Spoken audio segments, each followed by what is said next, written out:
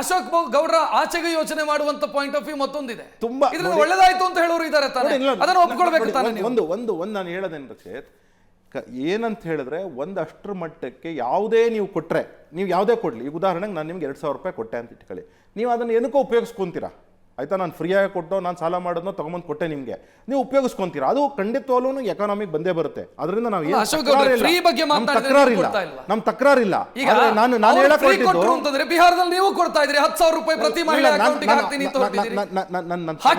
ನನ್ನ ತಾರ್ಕ ಅರ್ಥ ಮಾಡ್ಕೊಳ್ಳಿ. ಪ್ರಾಕ್ಟಿಕಲ್ ಎಷ್ಟಿದೆ ಅಷ್ಟು ಕೊಡಿ, ತೊಂದರೆ ಇಲ್ಲ. 2,000 ಹಂಗಲ್ಲ. ನಾನು ಹೇಳಿದ್ದೇನು ಅಂತ ಹೇಳಿದ್ರೆ, ನೀವು ಇದು ಬಿಟ್ಟು ಬೇರೆ ಏನಾದ್ರು ಕೆಲಸ ಮಾಡಿದೀರಾ? ಗ್ಯಾರಂಟಿಗಳನ್ನ ಕೊಡೋದು ಬಿಟ್ಬಿಟ್ಟು ಕೆಲಸ ನೀವೇ ಮಾಡಿರೋದು 20 ವರ್ಷದಿಂದ ಅಲ್ಲಿ ಅವ್ರ ಹತ್ರ ಕೆಲಸ ಮಾಡಿದೀರಾ ಅಂತ ಕೇಳಿ. ಬಿಹಾರ್ ಬಗ್ಗೆ ಹೇಳ್ತಿಲ್ಲ, ಕರ್ನಾಟಕದ ಬಗ್ಗೆ ಹೇಳ್ತಾ ಇದ್ದೀನಿ. ಯಾಕೆ ಅಂತ ಹೇಳಿದ್ರೆ, ಕರ್ನಾಟಕದಲ್ಲಿ ನೀವು 2,000 ರೂಪಾಯಿ ಕೊಡ್ತಾ ಇದ್ದೀರಲ್ವಾ, ಇದು ಬಿಟ್ಟು ಬೇರೆ ಏನಾದ್ರು ಕೆಲಸ ಮಾಡಿದೀರಾ ರಾಜ್ಯದಲ್ಲಿ ಕಳೆದ 30 ತಿಂಗಳಲ್ಲಿ? ಈ ಪರಿಣಾಮ ಕರ್ನಾಟಕವನ್ನ ತಂದಿಟ್ಟು ಈ ಪರಿಣಾಮ ಬಿಹಾರ ಮೇಲೆ ಆಗಿದೆ. ಈ ಪರಿಣಾಮ ಬಿಹಾರ ಮೇಲೆ ಆಗಿದೆ. ಯಾಕೆ ಅಂತ ಹೇಳಿದ್ರೆ, ತತ್ಸುಮಾರು 2.5 ಲಕ್ಷ ಜನ ಬಿಹಾರೀಸು ಕರ್ನಾಟಕದಲ್ಲಿ ಕೆಲಸ ಮಾಡ್ತಿದ್ದಾರೆ. ಒಂದು. ಎರಡನೇದು, ಎಲ್ಲರೂ ಚುನಾವಣೆಗೋಸ್ಕರ ವಾಪಸ್ ಹೋದ್ರು. ಎರಡನೇದು. ಮೂರನೇದು, ಅವ್ರಿಗೆ ಅವೇರ್ನೆಸ್ ಏನಿದೆ, ಬಿಹಾರೀಸ್ಗೆ ಪೊಲಿಟಿಕಲ್ ಅವೇರ್ನೆಸ್ ಏನಿದೆ ಅದು ಜಾಸ್ತಿ ಇದೆ. ಆ 3 ವಿಚಾರಗಳಲ್ಲಿ ಏನಾಗಿದೆ, ಕರ್ನಾಟಕ ಮಾಡ್ಯೂಲ್ ಅಂತ ಏನು ಹೇಳ್ಕೊಂಡು ಹೊರಟರು ಕಳೆದ ಒಂದು 6-7 ತಿಂಗಳ ಹಿಂದ್ಗಡೆ, ಆ ಟೈಮ್ಗೆ ಈ ಟೈಮ್ಗೆ ಕ್ಲಿಯರ್ ಆಗಿ ಎಕ್ಸ್ಪೋಸ್ ಆಗ್ಬಿಟ್ಟಿದ್ದಾರೆ. ಇವರು ಒಂದೇ ಒಂದು ಸ್ಕೀಮ್ ಇಂಪ್ಲಿಮೆಂಟೇಷನ್ ಮಾಡಕ್ಕಾಗಿಲ್ಲ ಅಂತ ಅಶೋಕ್ ಅವರೇ ತೆಗೆದುಕೊಳ್ಳೋಣ. ಕರ್ನಾಟಕದಲ್ಲಿ ವರ್ಕೌಟ್ ಆಯ್ತು ಅವರಿಗೆ, ತೆಲಂಗಾಣದಲ್ಲಿ ವರ್ಕೌಟ್ ಆಯ್ತು ಅವರಿಗೆ. ಆ ಅಶ್ಯೂರೆನ್ಸ್, ಆ ಭರವಸೆಗಳು ತೆಲಂಗಾಣದಲ್ಲಿ ವರ್ಕೌಟ್ ಆಯ್ತು. ಹೌದು. ಬಿಹಾರದಲ್ಲಿ ಮಾತ್ರ ಆಗಲ್ಲ ಅಂತಂದ್ರೆ ಇದು ಬಾಲಿಶ ಅಂತ ಅನ್ಸಲ್ಲ. ನೋಡಿ ನೀವು ಯೋಚನೆ ಮಾಡಿ, ಇವತ್ತು ಕರ್ನಾಟಕ ಮತ್ತು ತೆಲಂಗಾಣ ಚುನಾವಣೆಗೆ ಡಿಫರೆನ್ಸ್ ಎಷ್ಟಿತ್ತು? 2023 ಮೇನಲ್ಲಾಗಿದೆ ಕರ್ನಾಟಕದಲ್ಲಿ, 2023 ನವೆಂಬರಲ್ಲಿ ಆಗಿತ್ತು. ಆವತ್ತು ಪರಿಣಾಮ ಇರಲಿಲ್ಲ. ನಿಮಗೆ ಯಾವುದೇ ಒಂದು ಸ್ಕೀಮು ಇಂಪ್ಲಿಮೆಂಟೇಷನ್ ಮಾಡಿ ನಾವು ಈ ಇನ್ಫ್ರಾಸ್ಟ್ರಕ್ಚರ್ ಡೆವಲಪ್ಮೆಂಟು ಮಾಡ್ತೀವಿ ಅಂತ ಹೇಳಿದ್ರು ಯಾರು? ಸಿದ್ದರಾಮಯ್ಯನವರು ಮತ್ತು ಡಿ ಕೆ ಶಿವಕುಮಾರ್ ಅವರು. ಆದರೆ ಇವತ್ತು 30 ತಿಂಗಳಾದ್ರೂ ಒಂದೇ ಒಂದು ಇನಾಗ್ರೇಷನ್ ಆಗದೆ ಇರತಕ್ಕಂಥದ್ದು ಇದ್ರೆ ಆವತ್ತು ಜನಕ್ಕೆ ಅವೇರ್ನೆಸ್ ಇರುತ್ತೋ ಇರಲ್ವೋ? ಆಮೇಲೆ ನೀವು ಯಾವುದೇ ಸ್ಕೀಮ್ ಬಿಹಾರದಲ್ಲಿ ಇದು ವರ್ಕೌಟ್ ಆಗತ್ತಾ ಅನ್ನೋದು ಡಿಬೇಟೇಬಲ್ ಇರಲಿ. ನನಗೆ ಇನ್ನೊಂದು ಪ್ರಶ್ನೆ ಬರುತ್ತೆ ಇಲ್ಲಿ. ಅತ್ಯಂತ ಹೆಚ್ಚು ಪ್ರಮಾಣದ ವೋಟಿಂಗ್ ಆಗಿದೆ ಈ ಬಾರಿ ಬಿಹಾರದಲ್ಲಿ, 67%. ಅದು ಇನ್ನೂ ಅಪ್ಡೇಟ್ ಆಗುತ್ತೆ, ಇವತ್ತು ಅದು ಅಪ್ಡೇಟ್ ಆಗಬಹುದು ಅಂತ ಅನ್ಸುತ್ತೆ. ಸಾಮಾನ್ಯವಾಗಿ ಈ ರೀತಿ ದೊಡ್ಡ ಪ್ರಮಾಣದ ವೋಟಿಂಗ್ ಆಗೋದು ಆಡಳಿತ ವಿರೋಧಿ, ಪ್ರಬಲ ಆಡಳಿತ ವಿರೋಧಿ ಅಲೆ ಇದ್ದಾಗ. ಇದು ಅಲಾರಾಮಿಂಗ್ ಅಲ್ವಾ ನಿಮಗೆ? 2 ವಿಚಾರ ಇದೆ ಇದರಲ್ಲಿ. ಏನಾಗಿದೆ ಅಂತ ಹೇಳಿದ್ರೆ, ಇಂದಿನ ಕಾಲಕ್ಕೆ ಅಂದರೆ 2020ರಲ್ಲಿ ನಡೆದಂಥ ಕೊರೋನಾ ಚುನಾವಣೆ ಇತ್ತು. ಕೊರೋನಾ ಜಸ್ಟ್ ಮುಗ್ದಿತ್ತು, ಅಂದರೆ ಇನ್ನೊಂದು ಫೇವ್ ಸ್ಟಾರ್ಟ್ ಆಗಲಿಕ್ಕಿತ್ತು, ಆ ರೀತಿ ಇತ್ತು. 2015 ಆವಾಗ ಉಡಾನ್ ಸ್ಕೀಮ್ ಇರಲಿಲ್ಲ. 2010 ಉಡಾನ್ ಸ್ಕೀಮ್ ಇರಲಿಲ್ಲ. ಈಗೇನಾಗಿದೆ, flights have become very cheap. ಇವತ್ತು ನಾನು ಪಟ್ನಾಗೆ ಹೋಗಬೇಕು ಅಂತಂದರೆ 2,000-3,000 ರೂಪಾಯಿ ಮುಂಚೆನೇ ಬುಕ್ ಮಾಡ್ಕೊಂಡು, ಟಿಕೆಟ್ ನಮ್ಗೆ ಗೊತ್ತಿದೆಯಲ್ಲ ಯಾವತ್ತು ಚುನಾವಣೆ ಇದೆ ಅಂತೇಳಿ, ಟಿಕೆಟ್ ಬುಕ್ ಮಾಡ್ಕೊಂಡಿದ್ರೆ ಗೊತ್ತಾಗ್ಬಿಡುತ್ತೆ. ಹೋಗಿ ಬರ್ತಕ್ಕಂಥವ್ರ ಸಂಖ್ಯೆ ಜಾಸ್ತಿ ಇದೆ. ಒಂದು. ಎರಡನೇದು, ಅವೇರ್ನೆಸ್, ನಾನು ವೋಟ್ ಹಾಕಲೇಬೇಕು ಅಂತ ಹೇಳಿ ಅವೇರ್ನೆಸ್ ಏನಿದೆ ಈಗಿನ ಕಾಲದಲ್ಲಿ ಜಾಸ್ತಿ ಆಗ್ತಾ ಇದೆ. 2 ಇದೆ. ಮೂರನೇದೇನು ಅಂತ ಹೇಳಿದ್ರೆ, ಅನೇಕ ಜನ ಅಂದರೆ ಈ ಕ್ಯಾಂಡಿಡೇಟ್ಸ್ ಯಾರಿದ್ದಾರೆ ಅವ್ರ ಕಡೆನೇ ಒಬ್ಬರನ್ನು ನೇಮಿಸಿ ಬೇರೆ ಬೇರೆ ರಾಜ್ಯಗಳಲ್ಲಿ ಕೆಲಸ ಮಾಡ್ತಕ್ಕಂಥವ್ರಿಗೆ ಅನೇಕ ಜನಕ್ಕೆ ನೀವು ಬನ್ನಿ ನಾವು ನಿಮಗೆ ವ್ಯವಸ್ಥೆ ಮಾಡಿಕೊಡ್ತೀವಿ ಅಂತ ಹೇಳಿ ಅನೇಕ ಜನ, ಯಾವುದೇ ಇರ್ರೆಸ್ಪೆಕ್ಟಿವ್ ಆಫ್ ಪಾರ್ಟಿ ಎಲ್ಲರೂ ಮಾಡಿದ್ದಾರೆ ಆ ರೀತಿ. ಸೊ ಈ 3 ವಿಚಾರಗಳಿಂದ ವೋಟಿಂಗ್ ಪರ್ಸೆಂಟೇಜ್ ಜಾಸ್ತಿ ಆಗಿದೆ ಅಂತಕ್ಕಂಥದ್ದು ಒಂದಾದರೆ, ಇನ್ನು ಅದಕ್ಕೆ ನೀವು ಹೇಳ್ತಕ್ಕಂಥದ್ದು 2 ವಿಚಾರ ಇರುತ್ತೆ. 20 ವರ್ಷದಿಂದ ಇದೇ ಮುಖ್ಯಮಂತ್ರಿ ಆಡಳಿತವನ್ನು ನಾನು ನೋಡಿದ್ದೀನಿ. ಬೇಸತ್ತು ಇಳಿಸಬೇಕು ಅಂತ ಯಾಕೆ ವೋಟ್ ಹಾಕಿರಬಾರದು?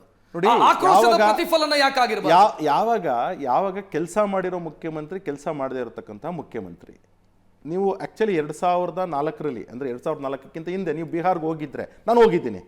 ನಾನು ಬಿಹಾರ್ಗೆ ಹೋಗಿದ್ದಾಗ ನನ್ನ ಫ್ರೆಂಡ್ ಒಬ್ಬರು ಆ್ಯಕ್ಚುಲಿ ಆ ಪಾರ್ಟಿಯಿಂದನೇ ಬರ್ತಾಯಿದ್ರು, ನನ್ನ ಜೊತೆ ಓದ್ತಾ ಇದ್ರು. ಅವ್ರು ಹೇಳ್ತಾ ಇದ್ರು, ದಯವಿಟ್ಟು ಸಹ ತುಂಬ ಎಚ್ಚರಿಕೆಯಿಂದ ಇರಬೇಕು ಬಿಹಾರನ್ನು ಕ್ರಾಸ್ ಮಾಡ್ಬೇಕಾದ್ರೆ. ಅವರು ಬಿಹಾರಿನೇ, ಅಂದರೆ ಬಿಹಾರಿ ಇದಾಗಿದ್ರು ಸಹ.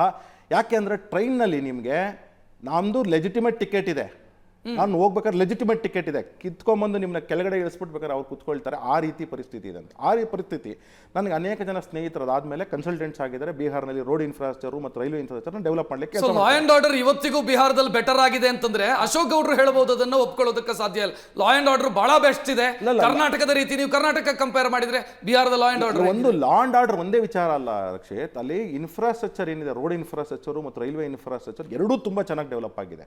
ಅದ್ರ ಜೊತೆಗೆ ಏನಾಗಿದೆ ಅಂತ ಅಂತ ಹೇಳಿದ್ರೆ ಇವತ್ತು ಏನು ಸಿಸ್ಟಮ್ಯಾಟಿಕ್ ಆಗಿ ಡೆವಲಪ್ಮೆಂಟ್ ಆಗ್ತಿದೆ ಬಿಹಾರ್ 20 ವರ್ಷ ಜನ ನೋಡಿದ್ದಾರೆ. ನೀವು ಯಾರನ್ನೇ ಒಬ್ಬ ಬಿಹಾರಿನ ಕೇಳಿ ಕಳೆದ 20 ವರ್ಷ ಅದಕ್ಕಿಂತ ಹಿಂದಿನ 15 ವರ್ಷಕ್ಕೆ ಕಂಪೇರ್ ಮಾಡಿದ್ರೆ 20 ವರ್ಷ ತುಂಬಾ ಚೆನ್ನಾಗಿದ್ದಂತಹ ಸಮಯ ಅಂತಾನೆ ಹೇಳ್ತಾರೆ. ಹೌದು, ಕರೆಕ್ಟ್. ಈಗ ಎಲ್ಲೂ ವೈಫಲ್ಯತೆಗಳಾಗದೇ ಇಲ್ಲ ಅಂತ ನಾನು ಖಂಡಿತವಾಗ್ಲೂ ಹೇಳಲ್ಲ. ಯಾಕೆಂದ್ರೆ ಒಂದು ಮನೆ, ಒಂದು ಸರ್ಕಾರ, ಒಂದು ಕುಟುಂಬ ಅಂತ ಹೇಳಿದ್ರೆ ಸಮಸ್ಯೆಗಳಿದ್ದೇ ಇರ್ತವೆ. ಆ ಸಮಸ್ಯೆಗಳನ್ನ ಎದುರಿಸತಕ್ಕಂತಹದೇ ಮ್ಯಾನೇಜ್ಮೆಂಟ್, ಅಂದ್ರೆ ಸರ್ಕಾರದ ಕೆಲಸ ಅಥವಾ ಮ್ಯಾನೇಜ್ಮೆಂಟ್ ಕೆಲಸ ಅಥವಾ ಮನೆ ಕುಟುಂಬದ ಹಿರಿಯನ ಕೆಲಸ. ಅರ್ಥ ಏನು ಅಂತ ಹೇಳಿದ್ರೆ ಇಲ್ಲಿ ಯಾವ ರೀತಿ ನಿರ್ವಹಣೆಗೆ ನಾವು ಸ್ಟೆಪ್ಸ್ ಕ್ರಮ ಕೈಗೊಂಡಿದ್ದೇವೆ ಅಂತ ಹೇಳಿ ಇಂಪಾರ್ಟೆಂಟ್. ನಾನು ಬಾದರೇಶನ ಇಲ್ಲ, ನನಗೆ ಕೇರೆ ಇಲ್ಲ, ಏನನ್ನ ಯಾರು ಏನು ಬೇಕಾದ್ರೂ ಮಾಡ್ಕೊಳ್ಳಿ ಅಂತ ಹೇಳೋದಾದ್ರೆ ಒಂದು ರೀತಿ ಆದರೆ, ಇನ್ನೊಂದು ಹೌದು ನಾನು ರೆಸ್ಪಾನ್ಸಿಬಿಲಿಟಿ ತಗೊಂಡಿದ್ದೀನಿ, ಏನು ಫೇಲ್ಯೂರ್ ಆಗಿದೆ ನಾನು ಸರಿ ಮಾಡ್ತೀನಿ ಅಂತಕ್ಕಂಥದ್ದು ಇನ್ನೊಂದು. ಈ ಕಳೆದ 20 ವರ್ಷಗಳಲ್ಲಿ ನಿತೀಶ್ ಕುಮಾರ್ ಅವರು ಯಾವ ರೀತಿ ಕೆಲಸ ಮಾಡಿದ್ದಾರೆ, ಯಾರೂ ಸಹ ಅವ್ರ ಬಗ್ಗೆ ಅಸಡ್ಡೆ ಇಲ್ಲ. ಬೇಸರ ಇರಬಹುದು, ನಾನೇನು ಬೇಸರ ಇಲ್ಲೇ ಇಲ್ಲ ಅಂತ ಖಂಡಿತವಾಗ್ಲೂ ಹೇಳಲ್ಲ, ಆದರೆ ಬೇಸರ ಇರ್ಬೋದು, ಅಸಡ್ಡೆ ಇಲ್ಲ. ಅಸಡ್ಡೆ ಇಲ್ಲದೆ ಇರೋದ್ರಿಂದ ಅವ್ರಿಗೆ ಅಕಸ್ಮಾತ್ ನಾವು ಸೋಲಿಸ್ಬೇಕು ಅಂತ ಹೇಳಿದ್ರು ಅವ್ರನ್ನ ಮರ್ಯಾದೆಯಿಂದ ಸೋಲಿಸ್ಬೇಕು ಅಂತಕ್ಕಂಥದ್ದು ತುಂಬ ಜನಕ್ಕಿದೆ. ಹೋಪ್ಲೆಸ್ ಆಗಿ ಒಂದೇ ಸತಿ ಮನೆ ಕಳಿಸಿ ಅನ್ನತಕ್ಕಂಥದ್ದು ಗೌರವಯುತವಾದಂತ ನಿರ್ಗಮನ ಈ ಬಾರಿ ಯಾಕೆ ಆಗಬಾರ್ದು ಅಶೋಕ್? ಆಗ್ಬೋದು, ಯಾಕಂದ್ರೆ ಅವ್ರದ್ದು ಕೊನೆ ಚುನಾವಣೆ ಇದು, ಆಯ್ತಾ ಅಂತ ಅವ್ರು ಹೇಳ್ಕೊಂಡಿದ್ದಾರೆ, ನಾನು ಹೇಳ್ತಿಲ್ಲ, ಅವರು ಹೇಳ್ಕೊಂಡಿದ್ದಾರೆ.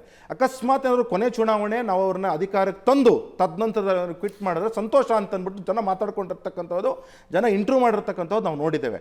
ಅಂದ್ರೆ ಅರ್ಥ ಏನು ಅಂತ ಹೇಳಿದ್ರೆ, ಎಲ್ಲೋ ಒಂದು ಕಡೆ ಬಿಹಾರ್ ಸರ್ಕಾರದಲ್ಲಿ ಏನು ಡೆವಲಪ್ಮೆಂಟ್ ಕಾರ್ಯಗಳಾಗಿದೆ 20 ವರ್ಷದಲ್ಲಿ ಜನ ರೆಕಗ್ನೈಸ್ ಮಾಡಿದ್ದಾರೆ.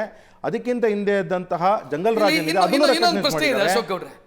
ಒಂದು ತಾವು ಹೇಳಿದ್ರಿ 20 ವರ್ಷದಿಂದ ಅವರ ಆಡಳಿತದ ಬಗ್ಗೆ ಜನರಿಗೆ ಮೆಚ್ಚುಗೆಯ ಮಾತುಗಳಿದ್ದಾವೆ. ಇದರ ಮಧ್ಯೆ ಅನಿಶ್ಚಿತತೆ ಇದೆ, ಅವರ ಅಧಿಕಾರದಲ್ಲಿ ಅನಿಶ್ಚಿತತೆ ಇದೆ. ಇಲ್ಲಿ ನಿಂತ್ರೆ ಬಿಜೆಪಿ, ಅಲ್ಲಿ ನಿಂತ್ರೆ RJD ಅಂತ.